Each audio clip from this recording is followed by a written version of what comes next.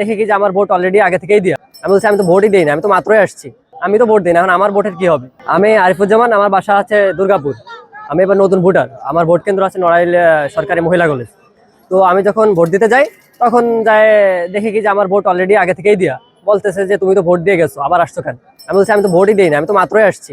Sunshine আটা ময়দা সুজি ভালোবাসায় তৈরি। তো বলে যে তোমার মতো দেখতে আরেকজন তো ভোট দিয়ে চলে গেছে।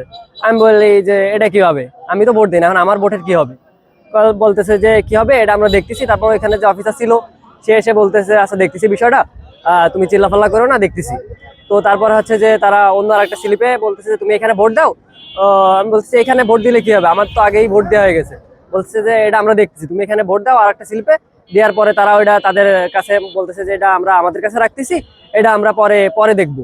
হ্যাঁ, এটা তারা আর এটা ব্যালট বক্সে নাই, তারা তাদের কাছে এটা রেখে দিয়েছে। রেখে দিয়ে আমারে বলেছে যে এটা আলাদাভাবে পরে বিবেচনা করা হবে, তুমি এখন যাও, তোমার ভোট হয়ে গেছে, এই বলে আমারে। এখন তো স্বাভাবিকভাবে আমার খারাপ লাগতেছে, কষ্ট লাগতেছে যে এত বছর এতদিন অপেক্ষা করার পরে আজকে ভোট দিতে আসছি আসার পরে দেখলাম যে আমার ভোট দেওয়া হয়ে গেছে। এটা এরকম স্বাধীন বাংলাদেশকে আমরা চাইছি?